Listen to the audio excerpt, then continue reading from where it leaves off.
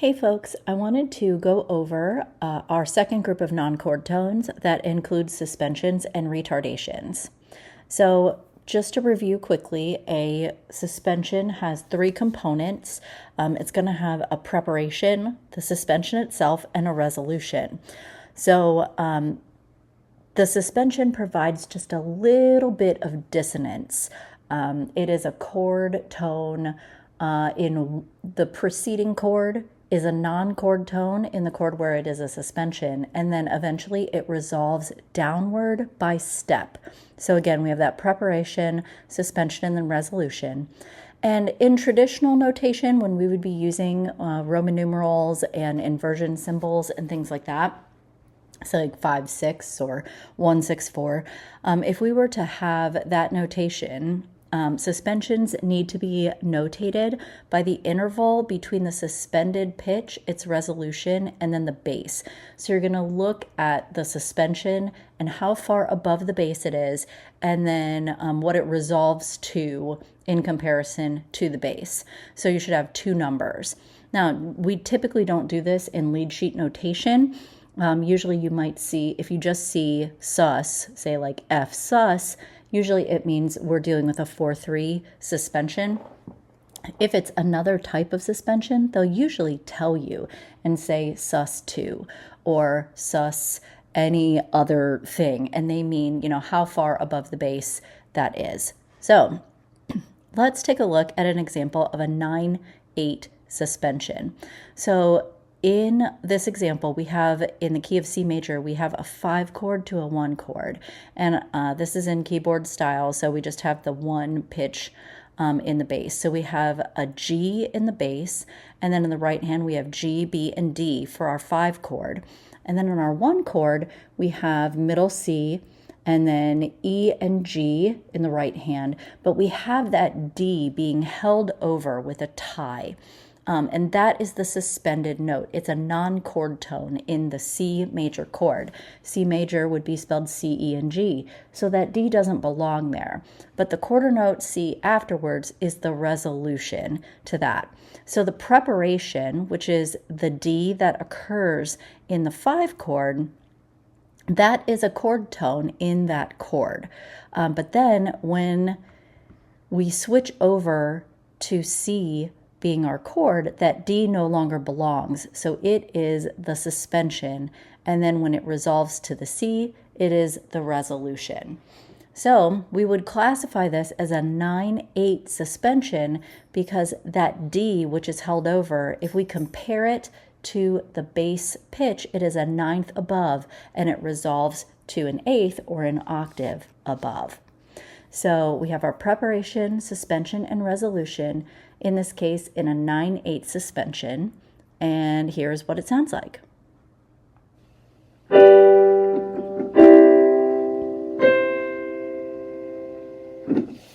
So we hear that D eventually resolve to a C. It's actually pretty easy to hear in that soprano voice.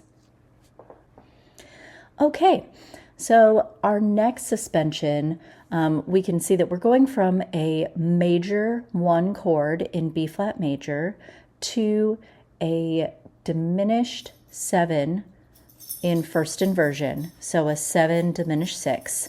So we're going from B flat, F, D, and B flat to C, A, E flat, and then that B flat doesn't really belong. We should have an A again in that soprano voice, but it just doesn't happen. So in this case, again, our B flat is going to be our preparatory pitch.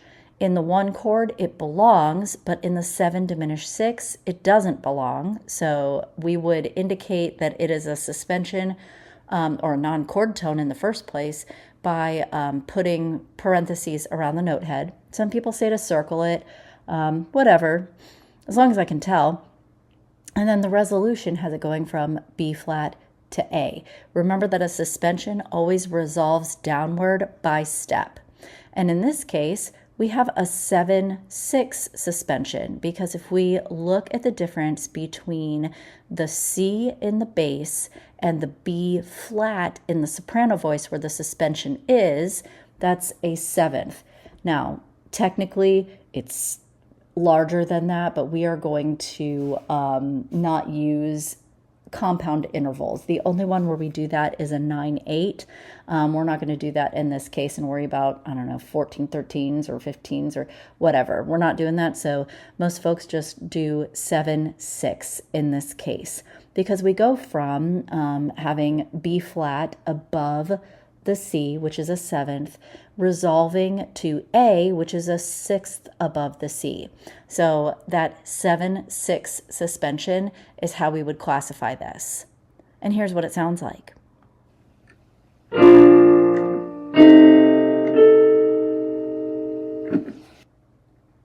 All right, so our next one, we have a 7 half diminished 6/5 to a 1.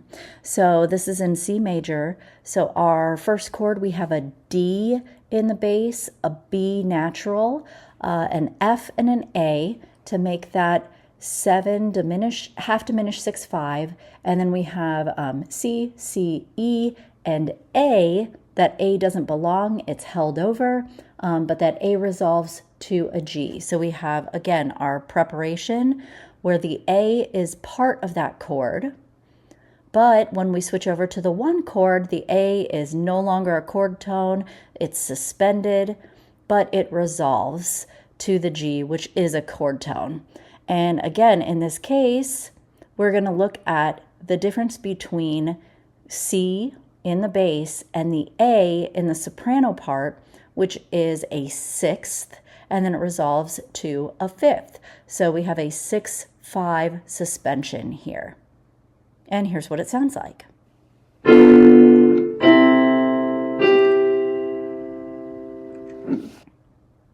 All right. So again, we have another suspension. Now notice that this time there isn't a tie in between the suspension and the preparation and the suspension. We don't have to do that in order for it to be suspended. We can have a suspension even if there's a rearticulation. We also have this suspension occurring in a different voice. It doesn't always have to occur in the soprano voice. Suspensions can occur in any voice, in fact. In this case, we're in B flat major, and we have a major 1/6 to a major 5 chord. So our first chord has a D in the bass, a B flat, and then an F. And then we're going to an F major chord. The bass has an F, and then a C, a B flat, and an F. So that B flat in the alto part, that is not a chord tone. That's the non-chord tone, the suspension, but it does resolve to the A, which is a chord tone. So again, our preparation in this case is going to be B flat. Our suspension is the B flat in the 5 chord. It doesn't belong. And our resolution is the A. And we would classify this as a 4/3 suspension, which is one of the most common types of suspensions. Again, when we see it in lead sheet notation, if we see, F sus, that typically means a 4/3 suspension. So they're usually saying, hey, go from fa to mi. And we hear that quite a bit. It's one of the more common uses of suspensions. So we have 4/3, and here is what that sounds like.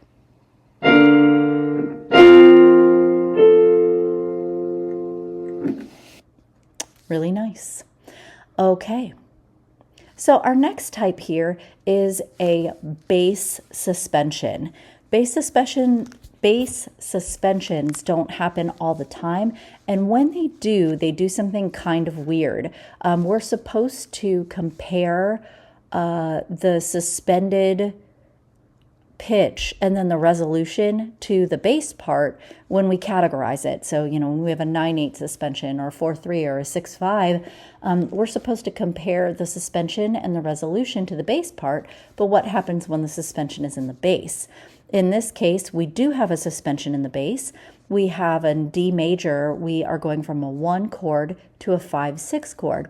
So our first chord has D, F sharp, D, and A. And then our second chord is a 5/6, so we should have a C sharp in the bass, but we start with a D quarter note, and then E, E, and A.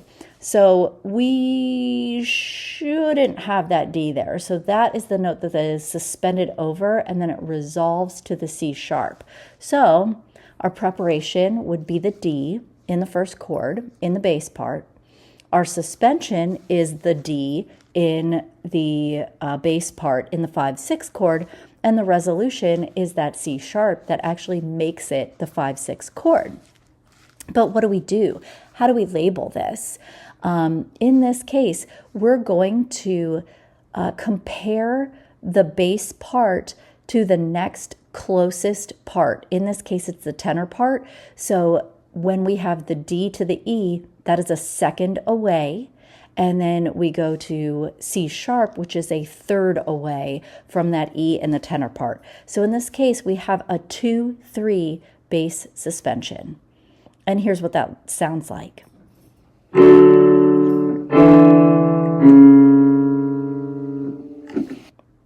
They can be really pretty, but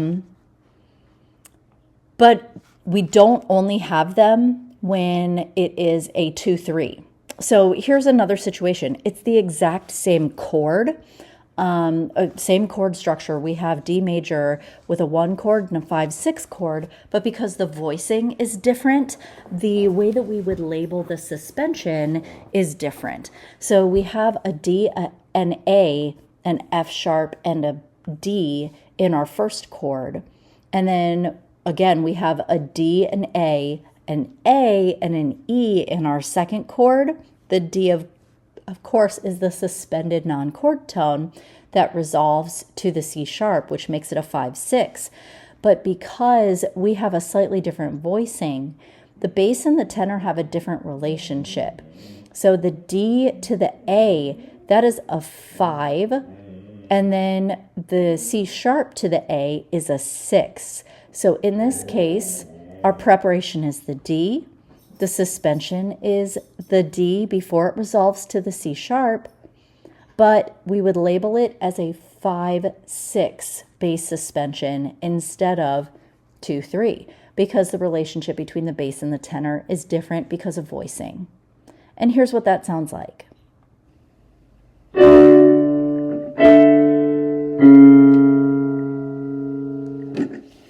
So there's a little more space in between the tenor and the bass part. Okay, so that's a little bit about our basic suspensions. Now we have kind of the opposite of that, which is retardation. So a retardation is kind of it's the same rules, but a different direction. So you have a preparation, a dissonant non-chord tone that resolves, but this time it resolves upward instead of downward by step. So again, it has the same components, a preparation, a retardation, a resolution, but with suspensions, we typically classify them and say, oh, this is a 7/6 or a 9/8 or a 4/3 suspension. We don't really do that with retardations. We either mark them with just R or RET. We don't really worry about comparing it to the bass or with a bass interval. You can if you want to, but it's not done very often, so it's not something that you have to worry about, and I'm certainly not going to take off if you don't label them in that way. So here's what one might look like. We have a 5/7 to a 1 in C major. So we have a G in the bass, an F in the tenor, a D in the alto, and a B in the soprano in our 5/7 chord. And then we go to a 1 chord in C major. So we have a C in the bass, an E in the tenor, a C in the alto, and then we've held over or rearticulated a B natural, which does not belong in the 1 chord, before resolving upwards to the C. So in this case, our preparation is going to be the B natural, which is a chord tone in the 5/7. You have your retardation, which is the B natural in the 1 chord, because it is a non-chord, it's dissonant, it doesn't belong. And then we have the resolution, where it resolves up by a step to the C, which is consonant, which is a chord tone in the one chord. Now, we're not going to worry about calling it anything. If you really wanted to, you could call it a 7/8 if you really felt like labeling it. But I think some people sometimes get confused with that, and they think it is a bass suspension. So I think just to avoid confusion, people don't do it very often. Okay, so here's what that sounds like.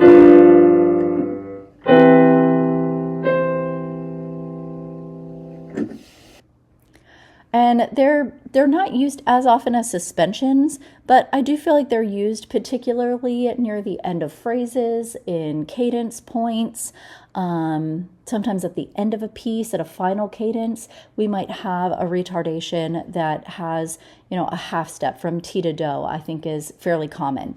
It's also really common to have retardations paired with suspensions. So you might have one voice moving downward by step in a suspension and another voice moving upward in a retardation to resolve a chord. So they definitely don't occur in isolation either.